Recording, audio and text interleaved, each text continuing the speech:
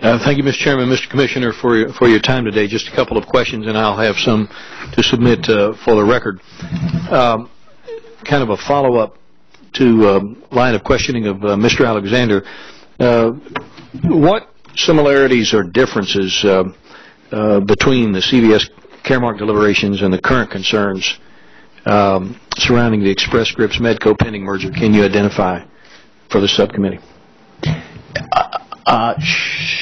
Sure. CVS Caremark, well, we approved the CVS Caremark merger maybe in 2006, I want to say, somewhere around there. That was one pharmacy and one PBM.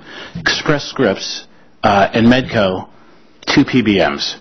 And then we went back and after we had some complaints about whether CVS was violating some of the terms of the consent, we went back and we looked at their practices and did an investigation and found that they were in violation. They had put some consumers into the donut hole by miscalculating the amounts they owed to some seniors earlier than they should, and so we got complete redress for all of the consumers who were affected.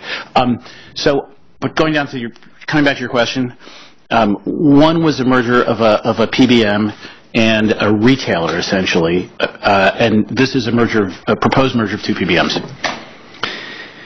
They're horizontal competitors, in other words. I get it. As has already been mentioned, because I have a military background, obviously the TRICARE program is very important to me.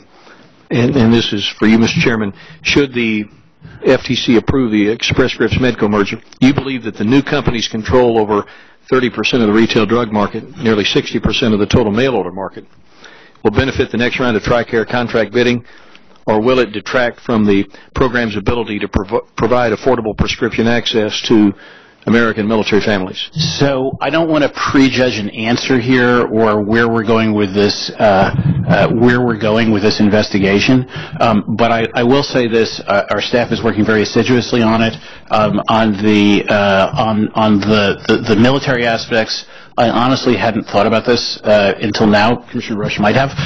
But why don't we get back to you consistent with what we can say at this time of the investigation? I would say the only other thing that I'd say is under the statute, the Clayton Act, if an agreement may substantially lessen competition in a line of commerce, we have to challenge it, and that's the standard we apply. So if it does, we will challenge the deal, and if after reviewing it we find that it that is raise prices, reduce choice, then we won't. But we'll get back to you with what we can tell you about that. Commissioner, any thoughts? Well, the only thought I have, Congressman Womack, is that the last thing we want to do is to require an open network, because that would be, again, the federal government intruding into an area where it really should have no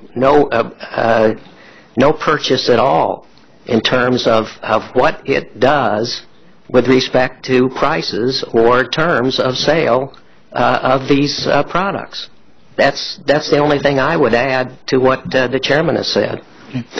And then my final question is, there's not a person up here on this panel who's not getting questions at home about what can be done about the ever-increasing price of gasoline and transportation fuel. And I was reading through your testimony. It said in November of '09 the market manipulation rule became final. What thoughts do you have, or what direction are you taking regarding anti-competitive or manipulative practices going on in that trade? Because back at home, people say to me all the time, and it's very believable, but I think the consensus of opinion is that there's manipulation going on. And so where are we? So we're obviously aware of how the increasing price of gas hurts middle class particularly. It means that people have less money to buy necessities, and we have, and we actually have an open investigation on some anomalies among refineries. Their utilization rates were going down, their profits were going up. So we opened an investigation. It's actually a little broader than that, into whether there is any market manipulation going on or an antitrust violation. Now, having said that, I think, time and time again when we have looked at this, we know that the largest factor in the price of gasoline is OPEC, or the prices that we pay for wholesale. OPEC would be a criminal price fixing violation because they set output if it was done by companies rather than by nations. And so it's a very, we have brought cases to block oil company mergers. We brought actually one where we insisted on divestiture when Exxon was selling some refineries in Maine just last year to Irving Petroleum. But it is a very difficult problem. I know you hear about it when you go back back home. I hear about it from my neighbors and from and every time I go fill up at the pump. So we're working on it. We'll do what we can. And if we find violations, of course, we'll go after them. Well, I do have a view about this, and I disagree with the chairman about this particular matter. Our Bureau of Economics has opined, as he said, that it's a worldwide market, and that there are very few things that we can do about it as the FTC with respect to supply and demand. That said, the question is, for me at least, whether the president can do something about it, besides simply appoint a task force, which the FTC is a member, to investigate price manipulators. And I would say yes, for 3 reasons. First of all, I think that if the forces of supply and demand do control this market, and it's a worldwide market, then anything that can be done with respect to domestic exploration, including the president's determination that there should be more of it, will immediately be reflected in the behavior of price traders throughout the world.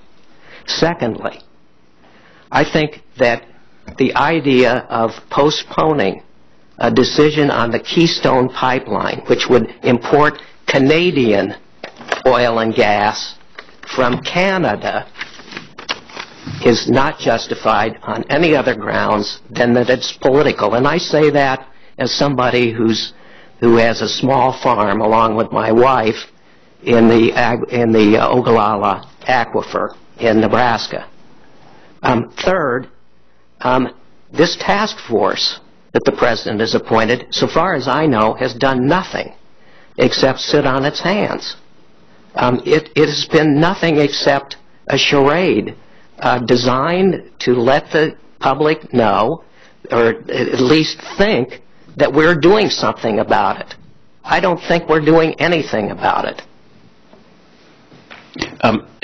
At least as a member of the commission, I must say I have no information that we have done anything. So let me just make a couple of points. One is that obviously the pipeline is, Commissioner Rosch has the right to have his opinion. Obviously the pipeline is somewhat out of our jurisdiction at the FTC. And when he refers to, and of course there are other factors going into it, and we'll see what happens. I do agree with you generally that when you have more supply, that you tend to reduce prices.